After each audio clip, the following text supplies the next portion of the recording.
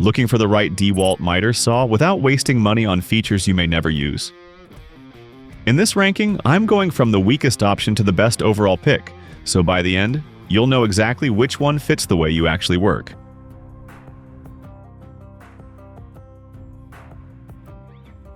In fifth place, we have the DWS-713.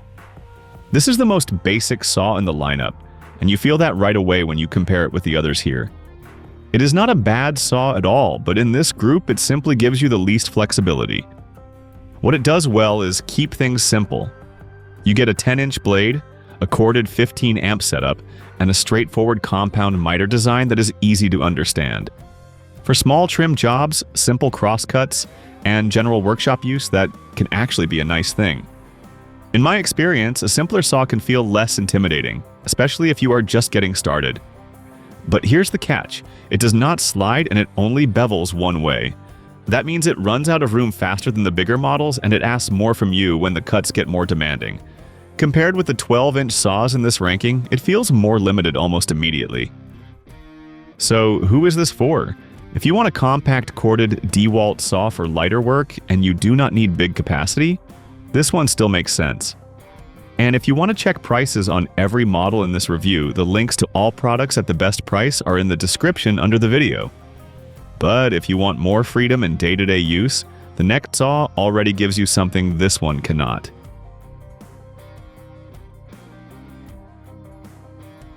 In fourth place, I put the DCS361B.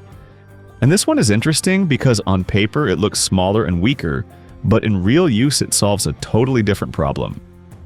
This is the one you grab when portability matters more than raw size. The big advantage is obvious. It is cordless, compact, and much easier to move around than the larger saws. It also slides, which helps it cut wider material than you might expect from a 7 1/4 inch blade. And the XPS cut line system is genuinely practical. You can set up faster, see the cut more clearly, and keep moving, especially on trim jobs or punch list work. Still, there is no magic here. The smaller blade means smaller capacity, and it is still only single bevel. So yes, it is more convenient than the DWS-713 in a lot of situations, but it is not the saw I would choose for heavier stock or bigger renovation work.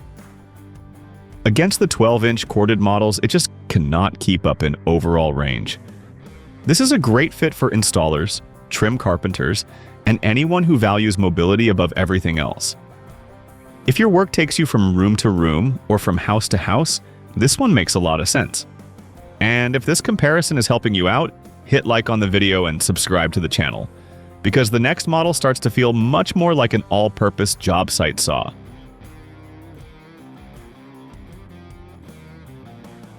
In third place, the DWS-715. For me, this is where the lineup starts to feel more serious for general use. It is still a simpler saw than the top two, but the 12-inch blade gives it a much stronger presence than the smaller models. What I like here is that it gives you the bigger blade and solid corded power without the bulk of a sliding setup. That can be a real advantage if you work in a tighter shop, or do not want rails taking up extra space. For framing cuts, trim, and general carpentry, it feels more capable than the DWS-713, and more stable for bigger stock than the cordless DCS361B. But again, there is a trade-off. It still does not slide, and it is still single bevel. So while it is stronger than the two models below it, it also feels less adaptable than the top two saws. On paper, that may not sound huge, but in practice, when you start cutting wider boards or working through repeated compound cuts, the difference shows up fast. I would recommend this one to buyers who want a solid 12-inch DEWALT saw and do not need top-tier versatility. It is a practical choice, especially if you want to stay simple and save some space.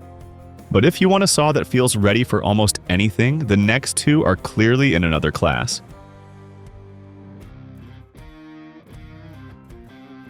In second place, the DWS-779. This is where things get really strong, because now you get the full-size 12-inch platform with both sliding action and double bevel capability. That combination changes everything. Compared with the DWS-715, this saw feels much more complete. It handles wider material better, makes compound work easier, and gives you the kind of flexibility that matters when jobs get more demanding. Crown and base molding capacity are also much better here, so if you regularly work with larger trim pieces, this model feels far more comfortable. The reason it does not take first place is pretty simple. It misses one feature that makes everyday use a little nicer on the top model, the XPS cut line system. That does not make the DWS 779 weak, not at all. It just means the top saw feels a bit more polished when you are actually standing in front of it and making cut after cut. So if you want serious capacity and real versatility without stepping all the way to the most feature-rich option, this is a very smart buy. For many people, this is already more than enough saw. But if you want the best overall pick in this group, the last model edges it out.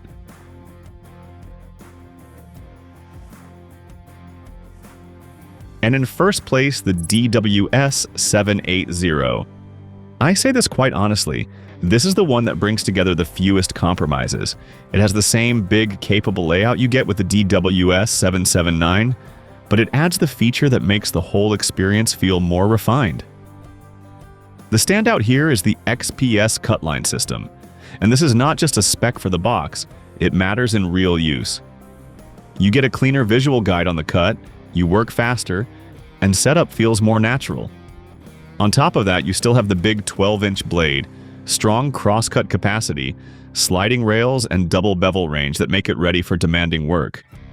Of course, it is still a large saw, it takes up room, and it is not the one you want to carry around casually, so if portability is your top priority, the cordless model still has a place. But if we are talking about the best overall balance of capacity, versatility, and everyday usability, this one comes out on top. This is the model I would point to for serious home renovation, trim work, and regular job site use where you want one saw that can cover almost everything.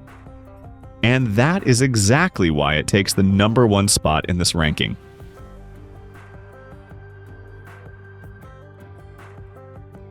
Check the links in the description and take another look at the top products there, especially if you are deciding between the DWS 779 and the DWS 780. And if this ranking helped you narrow it down, like the video, subscribe to the channel, and I'll see you in the next one.